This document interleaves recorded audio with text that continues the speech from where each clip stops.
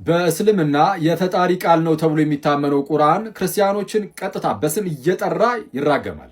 የሚራገምበት ዋናው ምክንያት ደግሞ ኢየሱስ እርሱ ክርስቶስ የእግዚአብሔር ልጅ ነው ብለን በማመናችን ነው። እንግዲህ የእምነት በእኛ እንደሚታወቀው በማቴዎስ ወንጌል ምዕራፍ 16 ላይ ጌታችን እንደተናገረው ስጋና ደም የገለጠው እንኳን እምነት አይደለም፣ ይሄ ከላይ ከሰማይ የመጣ እውቀት ነው እና በዚህ ምክንያት ይህንን ታላቅ እምነት ኢየሱስ እርሱ የእግዚአብሔር ልጅ ነው ወልድ ነው ብለን በማመናችን ቁርአኑ ይራገማል፣ ይረግመናል። ስማችንን ያውም ጠርቶ ክርስቲያኖች እያለ ይህንን የቁርአን ክፍል አንስቼ ትንሽ ነገር እላችኋለሁ አሰጣችሁና ወደዛ ከመግባቴ በፊት ግን አንድ ነገር ላሳውቃችሁ። እንግዲህ በዚህ በምድር ላይ ስንኖር ክርስቲያን ወንድም እህቶች ሁላችንም እንደምናውቀው ከየትኛውም ቤተ እምነት ሰዎች ጋር በፍቅር በሰላም በመቻቻል በመከባበር ልንኖር እንደሚገባ ይታወቃል። መጽሐፍ ቅዱሳችን ወይም ቤተክርስቲያናችን በሚገባ ታስተምሯለች። ከእግዚአብሔርም የተማርነው ከአባታችንም ይሄንን ነው። እግዚአብሔር አባታችን ዓለምን ሁሉ እንዲሁ ወዶ ልጁ ኢየሱስን ልኳል። እንግዲያውስ እግዚአብሔር በዚህ ደረጃ ሙስሊሞችንም ሌላውንም ሁሉ ከወደደ እኛ እንዴት እንጠላለን? እግዚአብሔር የወደደውን እኛ የምንጠላ ከሆነ ጥላችን ከእግዚአብሔር ጋር ይሆናልና ማንንም አንጠላም። ከሁሉም ጋር በመከባበር ልንኖር ይገባል። ይሄ ግልጽ ነው። ግን ይህ መከባበሩ፣ መፋቀሩ፣ መቻቻሉ ግን ክርስቶስ ላይ እንድንደራደር ግን አያደርገንም። ክርስቶስ ላይ አንደራደርም። አየህ፣ አሁን ኢየሱስ የእግዚአብሔር ልጅ አይደለም ብሎ የሚመጣ ካለ እንቃወመዋለን። ምንም እንኳን ፍቅር ቢኖር፣ ምንም መከባበር፣ ምንም መቻቻል ቢኖርም ክርስቶስ ላይ ግን አንደራደርም። ኢየሱስ እርሱ ክርስቶስ የእግዚአብሔር ልጅ ነው። እንደውም እንዲህ ይላል ዮሐንስ ሲናገር በመጀመሪያ መልእክቱ ምዕራፍ 2 ላይ አባት እና ልጅን የሚክድ ይላል። አብና ወልደን ማለት ነው። አባትና ልጅን የሚክድ ይህ የክርስቶስ ተቃዋሚ ነው ይላል። ስለዚህ እነሆ አባት ልጅ ነው የሚባል እንደዛ አይደለም የሚል ሰው ካለ እነሆ የክርስቶስ ተቃዋሚ ብለን እናሳያለን። ሰው ይህንን ልብ እናድርግና አሁን ወደ ቁርአኑ ክፍል እንሂድ። በቁርአን በዚህ በሱረቱ አተውባ 9ኛው ምዕራፍ ማለት ነው 30ኛው አያ ላይ ምን ይላል ቁርአኑ? አይሁድ ኡዘይር የአላህ ልጅ ነው አለች ይላል። ኡዘይር የተባለው እዝራ ነው ይላሉ። እንግዲህ አይሁዳውያን ልክ ክርስቲያኖች ክርስቶስ የእግዚአብሔር ልጅ እንደሚሉት እዝራ የእግዚአብሔር ልጅ ብለው አያውቁም። በዛ መልኩ አይሉም ጭራሽ። እንዳ ቁርአኑ ላይ ግን አለ። ኤንዌይስ ምንም ሆነ ምን ወደ ክርስቲያኖቹ ግን እንለፍ። ክርስቲያኖች ይላል አልመሲህ የአላህ ልጅ ነው ይላሉ። ይህ ግን በአንደበታቸው ያለ ቃላቸው ነው። ከእነርሱ በፊት የካዱ ሰዎችን ቃላቸውን ያመሳስላሉ ይልና አላህ ያጥፋቸው ይላል። አላህ ያጥፋቸው። አሁን አላህ ያጥፋቸው የተባሉት ክርስቶስ የአላህ ልጅ ነው ስላሉ ነው። እንግዲህ አሁን ክርስቲያኖች አልመሲህ ወይም ክርስቶስ የእግዚአብሔር ልጅ ነው የሚሉት። ስለዚህ አሁን አላህ የሚለው እግዚአብሔር የሚለው ለማመልከት ከሆነ እንግዲያውስ አዎ ክርስቶስ የእግዚአብሔር ልጅ ነው። ግን አላህ ሲሉ ግን በቃ የእስልምናውን አምላክ ስፔሲፊክሊ እሱን እያታሰበ ከሆነ የተወራው የእስልምናው አምላክ አላህ ለጌታችን ለኢየሱስ አባቱ በፍጹም አይደለም። እንደዛ ብላ አናምንም እኛ። በእስልምና ውስጥ የሚታወቀው ወይም የሚታመነው በቁርአን ውስጥ ተገለጠ የተባለው ያ አምላክ የሙስሊሞች አምላክ አላህ እርሱ ለጌታዬ ለመድኃኒቴ ለኢየሱስ ክርስቶስ አባቱ በፍጹም ሊሆን እንደማይችል ሁላችንም እናምናለን። ይሄ የእኛም እምነት። እንደዛ አናምንም። ምናልባት ግን አላህ በብሉይ ኪዳንም በሐዲስ ኪዳንም የተገለጠው ያ ራሱ እግዚአብሔር ነው ከተባለ ግን ኢየሱስ ያኔ የእግዚአብሔር ልጅ ነው። አላህ ያጥፋቸው አለ። እንደዛ ብሎ የሚራገመው ራሱ አላህ ነው። ባይዚ አላህ ክርስቲያኖችን አላህ ያጥፋቸው እያለ ራሱ አላህ ይራገማል ማለት ነው። በዚህ ምክንያት እና ኢየሱስ እርሱ ክርስቶስ የእግዚአብሔር ልጅ የሚለው ግን ለኛ ለክርስቲያኖች መሰረታዊ የሆነ እምነታችን ነው። ቤተ ክርስቲያን እንኳን የተመሰረተችው በዚህ በታላቅ እምነት ላይ ነው። ከዚህ ጋር በተያያዘ ዛሬ ማለትም ሐሙስ ከምሽቱ 3 ሰዓት ላይ ላይቭ ገብተን ኢየሱስ እርሱ ክርስቶስ የእግዚአብሔር ልጅ በሚል የምንማማር ይሆናል። ጥያቄ ያላችሁ ሙስሊም ወንድሞችም ካላችሁ መጣችሁ መጠየቅ ይቻላል። ይቆየን። ኦርቶዶክሳውያን ባለማህተብ ወጣት ተማሪዎች ታስረዋል። ከሰሞኑ ባለው ጉዳይ እኔም እፎይ ነኝ ብላችኋል፣ እንዲሁም ደግሞ የእፎይን ምስል ፕሮፋይል ፒክቸር አድርጋችሁ ተጠቅማችኋል በሚል ወጣቶች ልጆቻችን ታስረዋል። ይህ የሆነው በአጋሮ ከተማ ነው። ይህንን ነው ግልጽ መበደል ነው፣ ይህንን ነው ግልጽ መጠቃት ነው ብለን የምንጠራው። እንዲህ የሚናገሩ ሰዎች አይታሰሩም። ስሙት። ይሄ ሙስሊሙን ብቻ አይደለም ኦሮሞን በቀጥታ ኦርቶዶክስ ተዋሕዶ የሰደበችበት ማስረጃ አለን። ጋላና ሻንቅላ ወደ እግዚአብሔር ጉባኤ አይገባም። ጋላና ሻንቅላ ወደ እግዚአብሔር ጉባኤ አይገባም። ተው ፕሮቴስታንቶችም ጭምር ከኛ ጎን ነው መቆም ያለባቸው ባይነኝ ፕሮቴስታንቶችም።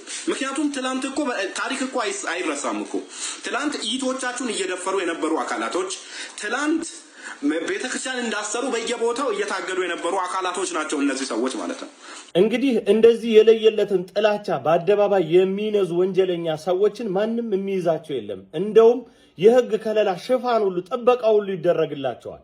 ወጣት ተማሪዎችን በማሰር የሚመጣ አንድም ለውጥ አለመኖሩን ለማረጋገጥ እንወዳለን። ከዚህ በመቀጠል ደግሞ እነ እፎይን የዘር ኮሮጆ ውስጥ የምትጨምሩ እንደዚህ የፖለቲካ የሆነ ቅርቃር ውስጥ የምትከቱ ሰዎች እንድታርፉ እንጠይቃቸዋለን። እነ እፎይ ማለት ብሔር ማንነታቸውን ስለ ሃይማኖታቸው ሲሉ የከዱ በኦርቶዶክስ ተዋህዶ ቤተክርስቲያንና አስተምህሯ ፍቅር ቅጥል ያሉ ያበዱ የለየላቸው የኦርቶዶክስ ተዋህዶ ቤተክርስቲያን ዘሮች ናቸው። የትም አትውሰዷቸው። ከዚህ ባለፈ ደግሞ አረ ሰላም እንኑርበት ምናምን እያላችሁ አጉል የምትመጻደቁ ሰዎች ማንም እንዋጋ ያለ የለም እንከባበር ያለ እንጂ ያንተ መሃል ከተማ ላይ ቁጭ ብሎ ጥሬ ስጋ እየቆረጡ ሆድ መሙላት የሃይማኖት ሰላምን አያረጋግጥም። ስለዚህ ዙሪያውን እንድትቀኙ በምዕራብ፣ በምስራቅ፣ በሰሜን፣ በደቡብ እንድትመለከቱ እናንተን እንጋብዛችኋለን። ዛሬም እፎይ ነኝ። ሰሞኑን መነጋገሪያ ከሆነው ከእፎይ ጉዳይ ጋር በተያያዘ የተወሰነ ነገር ለማለት ነው የመጣሁት። እንግዲህ ይሄ ከሐሰተኛ ንግግር ከጥላቻ ንግግር የሌላን ሃይማኖት ባህል እና እምነት ካለማክበር ጋር በተያያዘ በጣም በርካታ ቪዲዮ ነው የሰራሁት። ወደ ኋላ ሄዳችሁ ልትመለከቱት ትችላላችሁ። እንግዲህ በእፎይ ጉዳይ እፎይ ምንም ይበል ምንም የሃይማኖት ተከታዮች ነብዩ መሐመድን በተመለከተ የተባለው ነገር ተገቢ አለመሆኑ በማንሳት በጣም አስቆጥቷቸዋል፣ ተቆጥተዋል። ይሄ ብቻ የተባለው ነገር ስህተት ለመሆኑ እንደ አንድ ማሳያ ልንወስደው እንችላለን። የተባለው ነገር ትክክል ነው ትክክል አይደለም የሚለውን እንደ አንድ መመዘኛ ልንወስድ እንችላለን። በኋላ ደግሞ የተባለው ነገር በትክክል እንዴት ነው የተገለጸው የሚለውን በማየትም የነገሩን ተገቢ አለመሆን ለማየት እንችላለን። እንግዲህ ይሄ ወንጀል ነው ወይ ከህግ አኳያ እንዴት ይታያል? ደጋግሜ ስላወራሁት እሱን ባጭሩ ብቻ ብዬ ልለፍ። የሌሎችን ሰዎች ሃይማኖት ማንቋሸሽ የሌሎችን ሰዎች የተከበሩ ሰዎች አይደሉ። ነዋያተ ቅድሳት የሚባሉት ቅዱሳን እቃዎች የሚባሉት እነሱ እንደ የተከበሩ ነገሮች እንደ ቅዱሳን ነገሮች የሚቆጥሯቸውን ነገሮች በሙሉ ማንቋሸሽና መስደብ ወንጀል ነው። እሱ ሳይሆን ጉዳዩ ይሄ ነገር ለምንድን ነው በዚህ ልክ እየተስፋፋ ያለው? ለምንድን ነው ሊታረም ያልቻለው? ለምንድን ነው ከእንደዚህ አይነት ነገሮች ጀርባ እያንዳንዱን ነገሮች ስንፈትሽ ከጀርባ በሺዎች የሚቆጠሩ በሚሊዮን የሚቆጠሩ ሰዎች ያሉት? የሆኑ ሰዎች በሆነ ነገር ላይ ማንቋሸሽ ተግባር ሲፈጽሙ እነሱን የሚረግፉ በሚሊዮን የሚቆጠሩ ሰዎች አሉ። ምንም አጠራጣሪ አይደለም።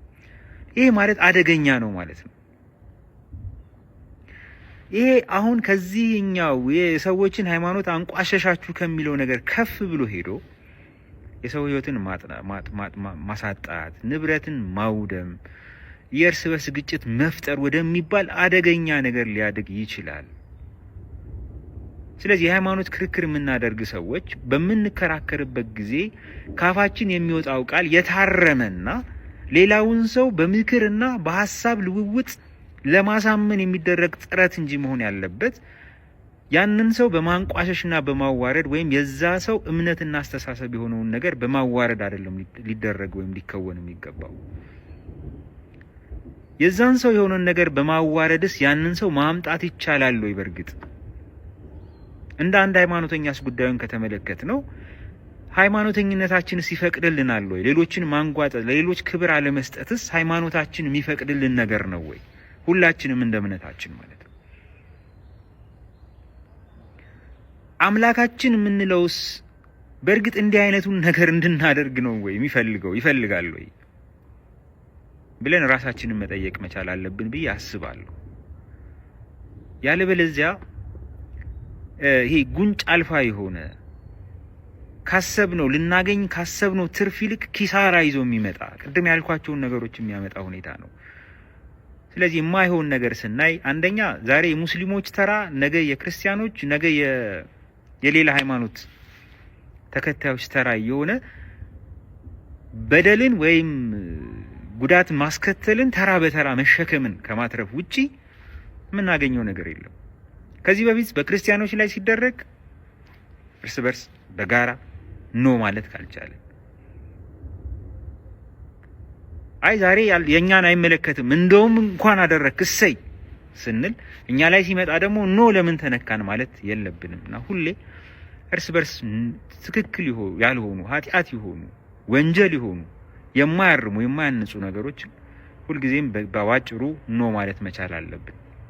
እንደዚህ አይነት ሁኔታዎች በሚከሰቱበት ጊዜ ደግሞ እንግዲህ መከሰታቸው አይቀርም ነገም ከነገ ወዲያም፣ ምክንያቱም ችግሩ ጥልቅ ስለሆነ መፍትሄ የምንሰጠው በህግና በህግ መሆን መቻል አለበት። በራሳችን እጅ ፍትህን መውሰድ የለብንም። እንደዛ የምናደርግ ከሆነ ነገሩን እናባብሰዋለን። ስለዚህ በስሜታዊነት በቁጣ ወይም ደግሞ ከነገሩ መበደል የተነሳ ይህን ነገር በራሳችን እጅ ለማከናወን መሞከርም አደገኛ ነው የሚሆነው። የበለጠ ችግሩን ማክፋት፣ በዛ ላይ እንደውም ሌሎች ሰዎች እንዲነሱ ማድረግ ስለሚያመጣ በዚህ ነገር ላይ በጣም በጣም መጠንቀቅ ያስፈልጋል ብዬ አስባለሁ። አንድ ያየሁትን ቪዲዮ አውርቼ ላጠናቅ። በኢትዮጵያ አየር መንገድ ውስጥ አንድ ጭስ ይነሳና ሰዎች ከጭሱ የተነሳ አውሮፕላኑ ይወድቃል በሚል ፍርሃት ጸሎት ወደ አምላካቸው ያደርሳሉ እና የቪዲዮ በማህበራዊ ድረገጽ ተሰራጭቷል እና በዚህ ጊዜ ሰዎች ቪዲዮ ውስጥ ሰዎቹ እንኳን ዳኑ ወይም ደግሞ እንደየ ሃይማኖታቸው ቴንኪዩ አይደለም እያሉ የነበረው እነሱ ካሉት አምላክ በተቃራኒ ያዳነህ እኮ እሱ አይደለም እከሌ ነው እያሉ ይሄ ርካሽ የሆነ የሃይማኖት ትርፍ ለማግኘት አይደል ፖለቲከኞች ይላሉ አይደል ርካሽ የሆነ የፖለቲካ ትርፍ ለማድረግ ተብሎ የተደረገ ነው የሚሉት አይነት ሃይማኖትም ላይ እንደዚህ አይነት ነገሮች አሉ እና አንዳንዴ ስለ ሃይማኖታችን የምናወራው ከሃይማኖታችን ቀናይነት የተነሳ ነው ብሎ ለማለት ከሚያስችለው ወተን ይሄ መታበይ የኔ ይበልጣል የኔ ነው ትክክል ብሎ እንትን ከማድረግ የመጡ ነገሮች ይታያሉ እዚህም እዛም። ስለዚህ እነዚህ ነገሮች በጋራ በሚያንጽ መልኩ አደጋ በማያስከትል መልኩ ነው ልናርማቸው የሚገባው። ሰላም።